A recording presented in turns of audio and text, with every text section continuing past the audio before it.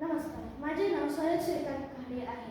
मी PDS Ajitdada Pawar या शाळेतून बोलत आहे. चरोली बुद्रुक.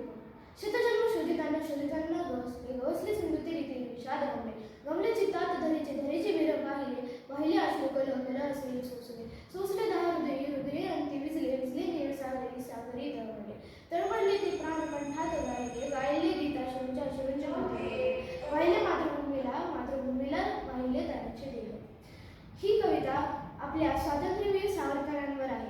सावरकरांवर फक्त नाही तर सर्व वीरांसाठीही आहे.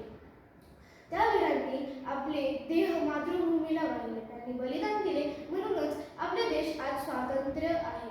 आपले देश म्हणजे भारत. आता समजा तुमच्या घरात चोरी झाली आहे, अपराधी पकडला गेलाय, तुम्हाला न्याय भेटेल का? त्याला शिक्षा होईल का? ह्याचे उत्तर आपण शेवटी देऊ. आपल्या देशाचे संविधानाला तयार होण्यात 2 वर्षे 11 महिने 18 दिवस लागले आणि हे सर्व तयार होण्यासाठी सर्व मसुदा समितीने आपले विचार मांडले व खूप मेहनतही केली.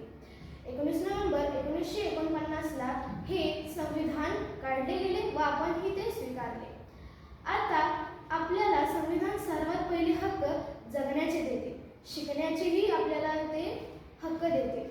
आता आपला देश क्रीडा, ऑलिम्पिक्स, शिक्षण व सर्व या क्षेत्रांमध्ये पुढे आहे. का तर या आपल्या युवा पिढीला ती परवानगी दिली गेली आहे व त्यांना विकल्पना करायला दिले गेले आहे. आता हे सर्व हक्क आपले संविधान आपल्याला देते. संविधान म्हणजे फक्त पानावर लिहिलेले काही शब्द आहोत का हो? ते तसे नाही, तर हा आपल्या देशाचा श्वास आहे.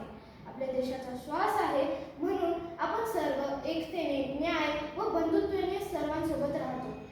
आता कोणत्याही व्यक्ती कोणत्याही जातीचा असो, धर्माचा असो व पंथाचा असो, त्याला सर्व हक्क समान आहेत.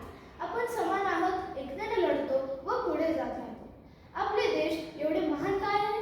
तर ते फक्त संविधानामुळे आहे.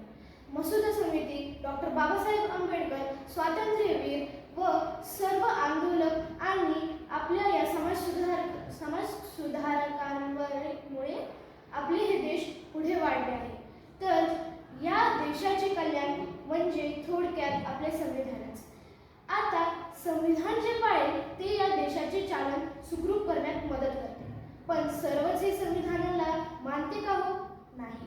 काही लोक पैशांसाठी व आपल्या लालच्यामुळे बऱ्याच गोष्टी ऐकत नाहीत व संविधानाचे पालन करत नाहीत. ह्यांच्यामुळे बऱ्याच लोकांवर अन्याय होतो, त्यांना त्रास होतो, त्यांना खूप पिढी सहावी लागते. त्यांना त्रास झाल्यामुळे आपल्यालाही त्याचे दुःख होते. पण हे सगळं थांबवण्यासाठी खूप काही लागते का हो?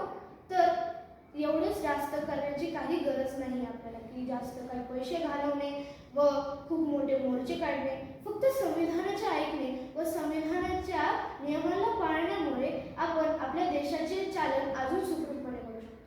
तर माझा प्रश्न होता की त्या चोराला शिक्षा भेटेल का हो? पोलिसांनी त्याला पकडले, कोर्टामध्ये त्याला नेले, जजनी त्यांची सुनवाई केली, तारखा दिल्या. आता हे सर्व त्या जजवरती आहे की तो काय न्याय देणार, तो न्याय देणार का नाही देणार. आता तुम्ही स्वतःला तो जज म्हणून थोड्या वेळसाठी समजा. तर आता जर तुम्ही त्या संविधानाचे ऐकले आणि त्या चोराला जर शिक्षा दिली तर तो पुढे चोरी नाही करू शकणार व त्याला त्याची शिक्षाही भेटेल. संविधान हे फक्त लिहिण्यासाठी आणि ऐकण्यासाठी नसते, ते आपल्याला पालन करण्यासाठी